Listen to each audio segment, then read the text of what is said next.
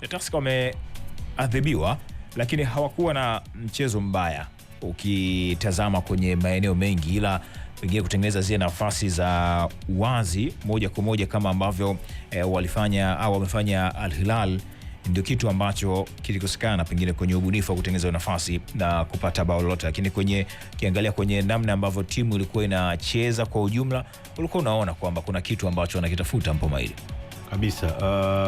Kitu ambacho Tusker wamekikosa ni namna ya kutumia nafasi. Ukiangalia katika mchezo huu wamezidiwa tu kwenye umiliki wa mpira.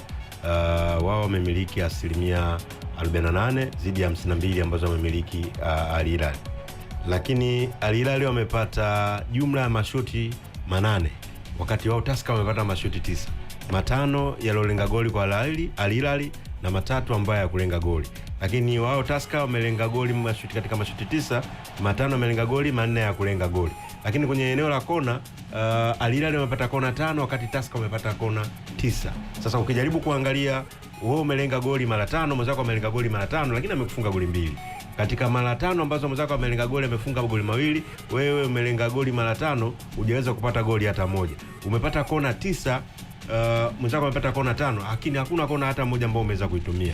Na aina magoli yote yalofungwa Tusker yamekuwa deflect mabeki.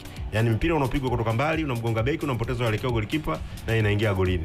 Kwa hiyo kuna namna ambavyo unaona ni kweli Tusker walikuwa bora, lakini walishindwa kutumia nafasi. Utofauti wao unakuja hapo kwamba Al Hilal wao wana mwendelezo, kwa sababu ni moja ya timu katika ukanda wa Sekafa imekuwa na mwendelezo mzuri kwenye mashindano makubwa yanayochezwa barani Afrika, ikiwa mashindano ya CAF, za klabu bingwa, mashindano ya shirikisho. Wamekuwa wanafika kwenye level kubwa kubwa. Kwa hiyo ni timu ambayo kwanza imekaa muda mrefu.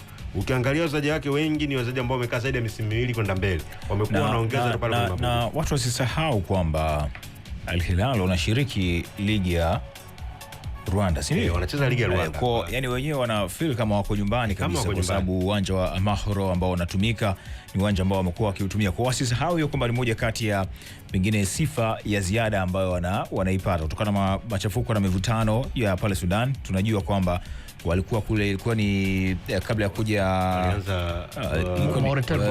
Mauritania, ndio, lakini baadaye wakapata nafasi wapo Rwanda kwenye ligi hiyo. Kwa hiyo unaweza kuona kwamba si timu ambao unaweza ukaichukulia kawaida, pamoja na kwamba walikuwa na pengine changamoto ya kuhama ligi mbalimbali, lakini ulikuwa tunawashuhudia pia kwenye michuano mikubwa kama ya ligi mabingwa barani Afrika, namna ambavyo wamekuwa wakiwasha.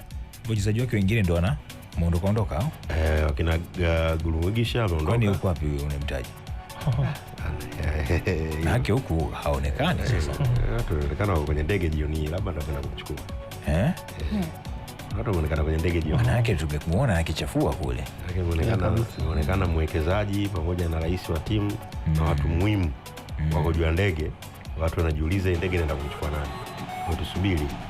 Inawezekana likaja popo. Kwani wewe Salama Mwingi huna lolote unalijua kuhusiana yake? Hatujamuona, tukajua watu tunakodoa macho kweli kweli, si kwenye benchi wala wale walioanza huko kweli. Kule Rwanda hajaonekana. Taarifa inasomekana kwamba anafuatwa. Huyo nani huyo? Huyo Gulumigisha anafuatwa kuletwa hapa Kariakoo. Bwana sasa tunasubiria sisi yetu macho. Kama atakuja ni miongoni mwa signing bora sana itakuwa kwenye ligi yetu. Huu msimu unaokuja ni kuweka urafiki tu na remote. Wataona. Huyu anasema kwamba mwakani tena. Ndio alikuwa anasema hivyo? Ndio. Mwakani tena. Huyu mwingine anasema nalitaka. FM.